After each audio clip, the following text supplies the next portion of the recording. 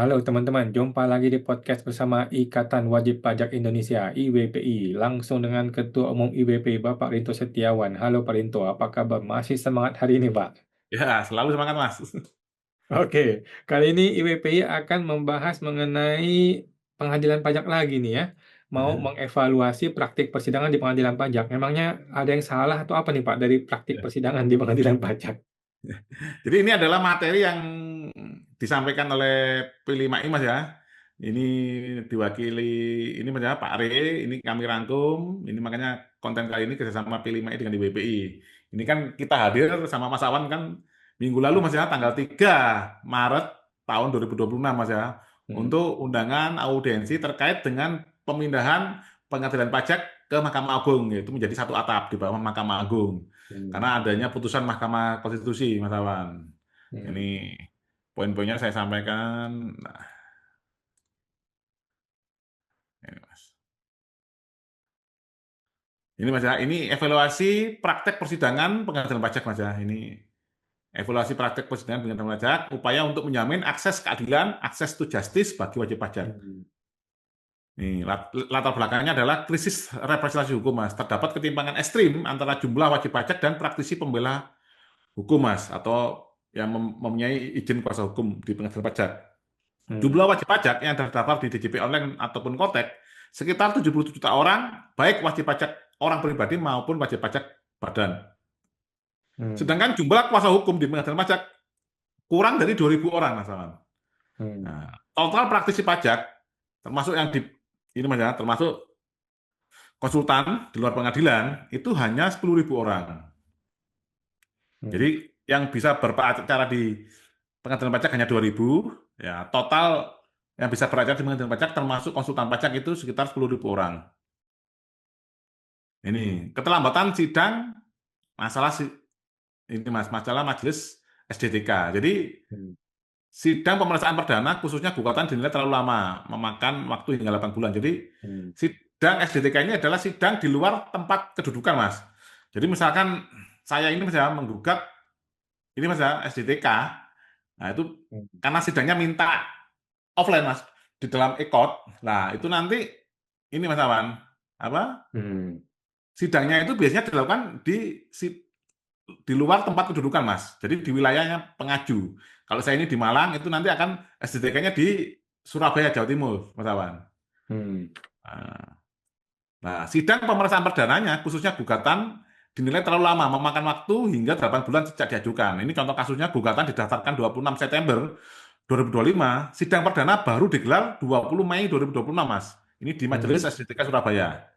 Nah, Hmm. akar masalahnya, Majelis SDTK juga memiliki jadwal sidang padat di Jakarta. Jadi ini majelisnya ini Mas, itu adalah majelis yang sama dengan pengadilan pajak di Jakarta Mas. Nah, untuk sidang di luar kedudukan, ini dia harus mengalokasikan waktu, Mas Awan. Hmm. Waktu meninggalkan sidang yang ada di Jakarta ini untuk menuju SDTK ini yang di Surabaya. Hmm. Nah, karena jadwalnya sudah padat, diberilah jadwal ini 20 Mei, Mas Awan. Hmm.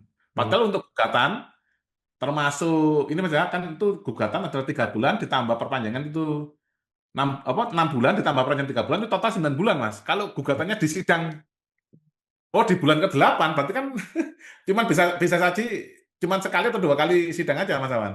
Hmm.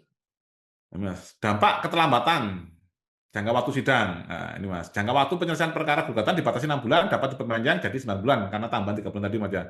Nah, ya, contoh kasusnya jika terjadi kasus dan memulai sidang di bulan ke-8 maka sangat membatasi ruang pembuktian para pihak. Waktunya tinggal 1 bulan, Mas. Dampaknya, kondisi ini menurunkan kualitas pemeriksaan dan berimplikasi langsung pada rasa keadilan. Ini, adanya juga dualisme aturan dan pemaksaan sidang secara daring. Nah, ini Mas. Adanya aturan ganda.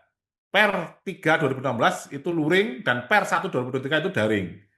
Praktek anomali, majelis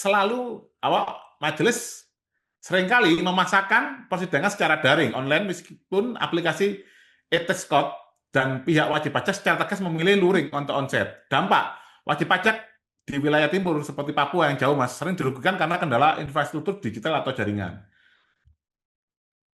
Ini Mas, pengabaian aspek formil dan hukum Mas. Nah, ini seringkali di persidangan itu berjalan terburu-buru Mas dengan alasan beban perkara yang Hmm. banyak. Nah, hakim yang berlatar belakang akuntansi kerap langsung membedah pokok materi dengan melompati ini Mas ya, syarat-syarat formil atau aturan-aturan formil.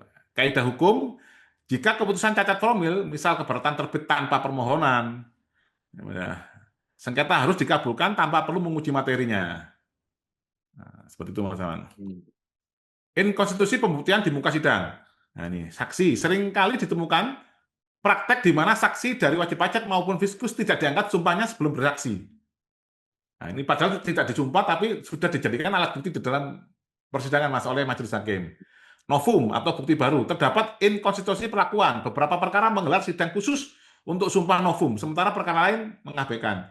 Jadi untuk novum atau bukti baru, nah itu harus disumpah Mas. Hmm. Siapa yang memberi buktinya itu seperti apa. Nah, kadang bukti-bukti baru ini disisupkan di sidang terakhir Mas Awan, otomatis Hmm. kedua belah pihak tidak mengetahui. Hmm. Nah, tapi cenderungnya menguntungkan fiskus Mas, karena kita ketahui sendiri hakim-hakimnya ini mantan satu alma mater dengan fiskusnya Mas Aman. Dokumentasi, adanya praktek pelarangan merekam jalannya persidangan melanggar pasal 4 ayat 6 Perma 5 2020. Hmm.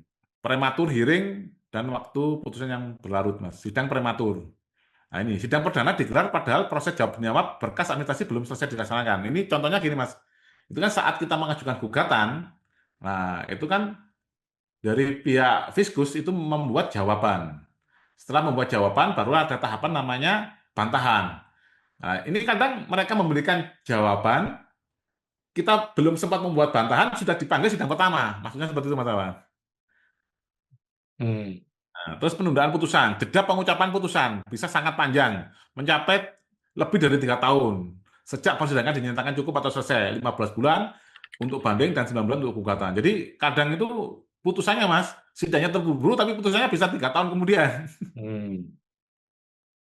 Ini Mas, hilangnya lembaga gugatan di kepabeanan. Ini terjadi kekosongan hukum terkait mekanisme gugatan dalam perkara administrasi kepabeanan. Jadi di dalam perkara bea cukai Mas Awan itu Hmm. mereka seringkali tidak mau memeriksa gugatan Mas, hakimnya Hmm. Mas. Karena dianggap tidak ada di Undang-Undang Bea Cukai. Padahal apabila tidak diatur dalam Undang-Undang Bea Cukai, detailnya tetap mengacu ke Undang-Undang KUP. Disitulah ada pengaturan lembaga namanya gugatan. Itu atas kesalahan aspek formil. Kalau materi diselesaikan di lembaga banding. Hal ini menghilangkan pelindungan hukum, akses to justice bagi pihak yang dirugikan oleh tindakan prosedural atau administrasi sepihak. Ya, kasus NU, Need Advanced Verkat, sering terjadi secara inkonsisten meskipun wajib pajak masih dalam tenggat waktu 60 hari pembayaran jaminan banding, Mas. Jadi misalkan ini pengajuan banding kan 60 hari, Mas. Nah, Hmm. sebelum 60 hari wajib pajak sudah mengajukan bandingnya. Namun pembayaran ini Mas, uang yang disetujui atau yang ada di dalam perkara tersebut itu masih dalam 60 hari, tapi karena sudah memasukkan perkara duluan, kadang di dalam persidangan dianggap NU Mas Aman, karena tidak bayar di depan sebelum pengajuan ini Mas, sebelum pengajuan gugat apa bandingnya. Ini solusi praktis yang ditawarkan memberikan kebebasan mutlak bagi para pencari keadilan untuk memilih format sidang baik daring maupun luring.